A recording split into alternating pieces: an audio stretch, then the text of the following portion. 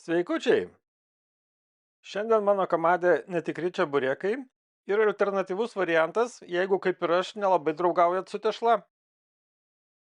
Įdarui naudoju kiaulieną ir jeigu yra galimybė, tai ją susimalu pats, nes tada žinau, kokia ten mėsa ir kad jinai yra kokybiška. Tai tiesiog naudoju šiuo atveju sprandinę, susipjaustau ir sumalu mėsmalę. Įdarui pagardinti naudosiu prieskonius, tai yra druska, juodieji pipirai, granuliuoti česnakai, čili dribsniai, pagal skonį. Ir taip pat dar sumalsiu kartu su mėsa vieną svogūną. O tešlą darysiu be melių, tai yra tiesiog miltai, rūgpienis, taip pat truputį kepimo miltelių, druskos, aliejaus. Tai rūgpienį dedu žiupsnelį sodos tam, kad nugesinti jam ir kartu rūgpienis, kad neturėtų rūgštaus skonio, o į miltus dedu druską. Rūgpienį gerai išmaišau su ta soda, kad pradėtų šiek tiek reaguoti ir tada viską sumaišysiu su maišykle. Dar papildomai tešlą galima pagardinti įdedant kažkokių džiovintų žolelių, tai labai tinka džiovintos petražolės pagal skonį. Galima taip pat įdėti pipirų, pavyzdžiui, tai, kas jums patinka. O išmaišius ir paminkius tešlą kokias 5 ar 7 minutės, leidžiu jį tiesiog pastovėti. Tuo metu, kol tešla ilsisi, galima užsikurti kepsninę ir ją įkūrus tiesiog įkaitinu maždaug iki 200 laipsnių. Kol kepsninė kaista, susimalu ir sumaišau faršą. Tai į faršą dedu taip pat džiovintų žolelių, šiuo atveju dedu svogūnų džiovintų laiškų ir tuos prieskonius, kuriuos susimaišiau. Aš į faršą sumaliau visą svogūno galvą, bet galima dėti jo ir mažiau. Iš pasidarytos tešlos pasidarau tokius kaip blinukus, geriausia juos daryti ant kepimo popieriaus, kad nepriliptų, ir į juos tiesiog tada įdėsiu mėsą. Ir kad suliptų galima naudoti arba vandenį, tiesiog patepti kraštą, arba dar geriau būtų plaktas kiaušinis. Man gavosi 8 vienetai tų blinukų, vienos svoris tešlos apie 150 gramų, tai jeigu norit mažesnių, tai darykit kokią 100 gramų. Ir taip pat padalinu panašiai ir mėsą. Tik tai šiuo atveju darysiu dalį vegetariškų pyragėlių, todėl liks faršo ir faršą tą panaudosiu darydamas kitą patiekalą. Tuos pyragėlius įdarytus mėsa darau čeburekų formos, nors iš esmės galima daryti juos ir kitokios formos, kokie jums patinka, bet jisai neturėtų būti labai storas, nes jeigu bus labai storas, tai ilgai keps ir gali išorė tiesiog labai sudžiūti. Kad pyragėlių skonis būtų panašesnis į tikrus čeburekus, tai mėsa turėtų būti kuo riebesnė, galima naudoti netgi ir šoninę sumaltą, be odos aišku. Bet svarbu dar ir kitas dalykas, tai yra aptepti tuos pyragėlius, kepant pakankamai daug aliejaus. Tokiu atveju jie bus panašesni į čeburekus. Kepsiu tiesiog ant grotelių, nenaudodamas jokio picos akmens. Tiesiog, kad šiluma geriau pasiskirstytų, tai dedu deflektorių. Taip pat tada dedu dar nulašėjimo indą, nes neaišku, ar tas pyragėlis atlaikys ir nepradės varvėti iš jo.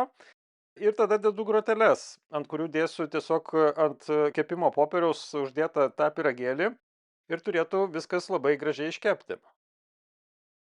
Kad visi tie priedai tolygiai įkaistų, tai šiek tiek sumažinu kepsninės atidarimą tiek viršuj ir apačioj ir palaukiu, kol viskas pasiekia reikiamą temperatūrą. Tai yra apie 200 laipsnių, gal šiek tiek daugiau. Šį kartą matau, kad reikėjo daryti truputėlį mažesnius tuos gal pyragėlius, bet yra sprendimas, tai tiesiog juos reikia kitaip išdėstyti tam, kad tilptų 4 vienu kartu. Bet jeigu darot juos mažesnio dydžio, tai bus daug patogiau juos ir padėti ir galima bus tiesiog keisti jų vietą priklausomai nuo to, kaip kepa. Jeigu kažkurioje pusėje kepa stipriau, tai galima bus perkelti, apkeisti vietomis. Tokio dydžio pyragėliai kepa maždaug apie 20 minučių, gal šiek tiek ilgiau, o jeigu padarysit mažesnius, tai trumpiau. Pirmą aptepimą aš darau palaukęs kokias 7 minutės, dar nepradėjo visiškai ta tešla kepti, bet jau yra pašilusi ir gana gausiai įtrinu aliejum, pakepsiu dar kokias 7 minutės ir tada dar apversiu pakepti ant kitos pusės. Temperatūros nematuoju, bet kai jau pradeda tešla kilti, pūstis tas pyragėlis, tai reiškia jau praktiškai mėsa viduje pakankamai intensyviai kepa. Tai nedarau skylių tuose pyragėliuose, bet galima padaryti ir skylutės, kad tiesiog garai išeitų ir nesusprogtų jie bekepant. Tačiau nebūtina. Visas kepimas užtruko maždaug apie 25 minutės ir pyragėliai jau yra iškepę, nors antrą partiją, kai kepiau, tai tiesiog pakėliau truputį temperatūrą daugiau ir jie labiau apkepė, bet ir šiuo atveju yra pakankamai gražūs. Reikėtų, aišku, palaukti šiek tiek, kad pravėstų, bet labai jau norisi paragauti. Tai nelaukęs tiesiog pjaunam ir kvapas yra labai panašus į tikrą čeburekų kvapą. Jeigu įdėsit daugiau aliejaus, tai praktiškai bus ir apkepę panašiai, bet tikrai labai skanūs pyragėliai. Tai galima juos taip pat daryti su grybų įdaru arba su kažkokio kitokio įdaru, tarkim daržovių, su sūriu ir panašiai. Bet šitas patiekalas tikrai primena čeburekus. Tai nėra tikrai sudėtinga pasidaryti, labai rekomenduoju pabandyti kepant kamado, labai skanu. Bet jeigu jums nelabai patinka terlioti su tešla, turiu alternatyvą. Galima, aišku, naudoti ir kažkokią tešlą, kuri yra pirkta parduotuvėje, šaldyta pavyzdžiui, bet aš šiuo atveju pabandžiau dar paprasčiau padaryti, tai tiesiog faršą įvinioti į lavašą. Tai faršo dedu pakankamai plonai, kad nebūtų labai storas sluoksnis, stengiuosi jį tiesiog paskirstyti tolygiai. Jeigu faršas būtų smulkiau sumaltas, tai būtų lengviau tą padaryti. Mano atveju šiek tiek yra stambokas, taip pat yra svogūnai. Bet viską padengiu tiesiog sluoksniu, kuo plonesniu ir suvinioju į tokią didelę sasyską. Galima turbūt būtų daryti mažesnio dydžio tuos pyragėlius ir iš tokio vieno gabalo išeitų kokie 3, bet šiuo atveju nutariau pabandyti tiesiog, kaip iškeps visas gabalas. Tai gavosi tas vyniotinis pakankamai storas, o kad bekepant jisai man neišsivyniotų, tai dar pagalvojau, kad reikėtų aprišti virvele, nors paskui supratau, kad galbūt to ir nebūtina daryti. Reikėtų tiesiog pirmą kartą uždedant ant kepsninės, ant grotelių, dėti siūlę į apačią, turėtų neišsivynioti.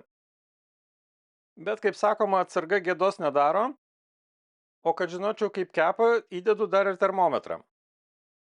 Kadangi ta mėsa yra suvyniota į tešlą, kuri jau yra iškepta, tai aptepu iš karto aliejum, kad mažiau džiūtų ir to aliejaus dedu pakankamai daug, o aptepimą darysiu 2 kartus. Šitą vyniotinį kepu irgi panašioje temperatūroje, tai yra apie 220-240 laipsnių Celsijaus ir žiūriu, kad nesviltų. Buvau nustebęs, kad nelabai ta tešla svyla. Jeigu pakankamai uždėti to aliejaus, tai visai neblogai jinai laikosi. Na ir kai temperatūra viduje pasiekia apie 65-67 laipsnius Celsijaus, nuimu tą kepsnį ir palaukiu šiek tiek, kad jisai pravėstų. Na kągi, vaizdas gavosi tikrai labai neblogas. Bijojau, kad ta tešla prisvils, sudegs, bet nieko blogo neatsitiko. Tai tikrai gražiai atrodantis daiktas. Prisipažinsiu, kad dariau kaip eksperimentą ir net negalvojau, kad filmuosiu, bet labai gerai, kad tą padariau, nes atradau naują patiekalą. Iškart pasakysiu, kad skirtumas tikrai nuo tų pyragėlių įdarytų mėsa ar čeburekų yra ir kvapas yra šiek tiek kitoks, jisai labiau primena koldūnus, kas yra labai keista, ir skonis yra labai panašus į koldūnus keptus. Manau, kad dar kažkada tokį patiekalą tikrai bandysiu daryti. Gal dar sugalvosiu kažką įdėti papildomai į vidų. Rekomenduoju išbandyti patiems, nepasigailėsit. Skanaus ir iki kito karto.